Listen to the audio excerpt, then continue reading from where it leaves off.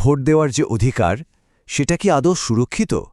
আজ আমরা সুপ্রিম কোর্টের একটা যুগান্তকারী রায় নিয়ে কথা বলবো। এই রায়টা কিন্তু প্রত্যেক নাগরিকের সবচেয়ে জরুরি গণতান্ত্রিক অধিকারটা রক্ষা করার জন্যই তৈরি করা হয়েছে। চলুন তাহলে পুরো বিষয়টা একটু ভেঙে বোঝা যাক। একবার ভাবুন তো, ভোটের দিন আপনি লম্বা লাইনে দাঁড়িয়ে ভোট কেন্দ্রে পৌঁছলেন, আর গিয়ে শুনলেন ভোটার লিস্টেই আপনার নাম নেই। কি সাংঘাতিক ব্যাপার, তাই না? এটা তো শুধু একটা ভোগান্তি না, এটা আপনার গণতান্ত্রিক গলাটাকে টিপে ধরার মতো। হাজার হাজার মানুষ এই সমস্যার মুখোমুখি হয়েছেন, আর আজ আমরা এর সমাধান নিয়েই কথা বলবো। সমস্যাটা ঠিক কতটা বড় তার একটা আন্দাজ এই সংখ্যাটা দেখলেই পাওয়া যায়। ভাবা যায় ৯ মার্চের মধ্যে ১০ লক্ষেরও বেশি আপিল আর অভিযোগের নিষ্পত্তি করা হয়েছে। এর থেকে পরিষ্কার যে ভোটার তালিকার ভুল একটা বিরাট সমস্যা, আর তাই একটা মজবুত সমাধানের দরকার ছিল যা নির্বাচনের স্বচ্ছতাকে নিশ্চিত করতে পারে। আর ঠিক এই জায়গাতেই দেশের সর্বোচ্চ আদালত মানে সুপ্রিম কোর্ট হস্তক্ষেপ করেছে। নাগরিকদের হয়রানি থেকে বাঁচাতে আর ভোটাধিকারের সম্মান রক্ষা করতে সুপ্রিম কোর্ট একটা নতুন কাঠামো তৈরি করেছে। উদ্দেশ্য একটাই, পুরো প্রক্রিয়াতে স্বচ্ছতা আর দায়বদ্ধতা আনা। তো কোর্টের সমাধানটা ঠিক কি?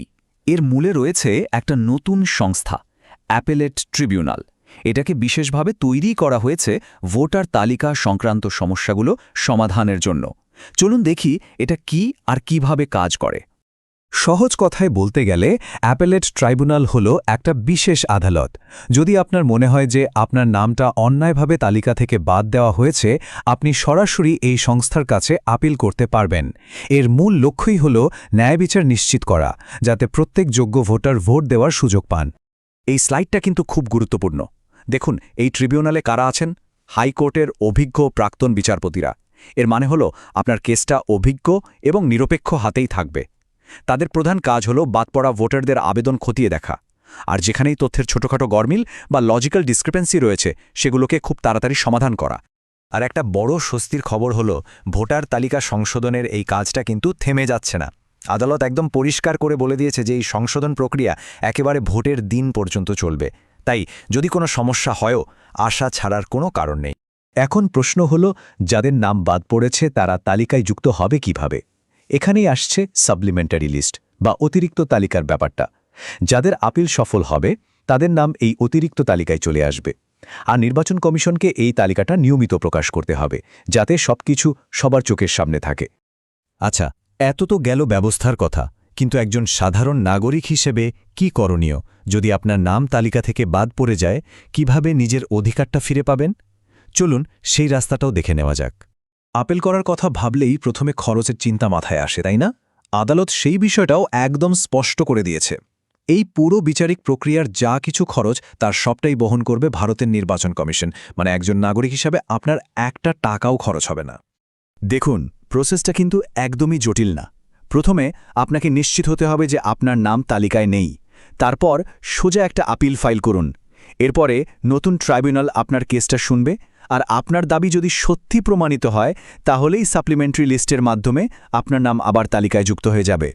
তাহলে পুরো বিষয়টার সারমর্ম কি দাঁড়ালো? এই টেবিলটা এক কথাই সবটা বলে দিচ্ছে।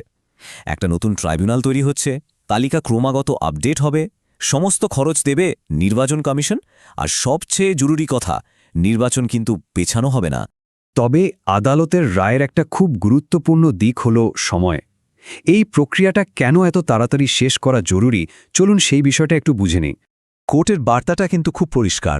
এই পুরো প্রক্রিয়ার আসল উদ্দেশ্য হল একটা নির্ভুল ভোটার তালিকা তৈরি করা, যাতে প্রত্যেক যোগ্য নাগরিক ভোট দিতে পারেন। এর জন্য নির্বাচন প্রক্রিয়া পিছিয়ে দেওয়ার কোনো প্রশ্নই ওঠে না। তার মানে হল সময় কিন্তু অত্যন্ত মূল্যবান। যেহেতু নির্বাচন পেছানো হচ্ছে না, তাই যাদের নাম তালিকায় নেই তাদের জন্য এটাই কিন্তু শেষ সুযোগ। এই সুযোগটা কাজে লাগিয়ে নিজেদের নাম তালিকায় তুলে নিতে হবে। সবশেষে সবচেয়ে জরুরি কথাটা মনে রাখতে হবে, আপনার ভোট শুধু একটা অধিকার নয়, এটা গণতন্ত্রে আপনার নিজের গলা, আপনার আওয়াজ। আর সুপ্রিম কোর্টের এই নতুন ব্যবস্থাটা তৈরি হয়েছে এটা নিশ্চিত করতে, যাতে কোনো যোগ্য কণ্ঠস্বর হারিয়ে না যায়। এই যে একটা নতুন বিচার বিভাগীয় সুরক্ষা ব্যবস্থা এলো, এটা কি ভোটার তালিকা নিয়ে সব ভয় বা আশঙ্কা দূর করতে পারবে?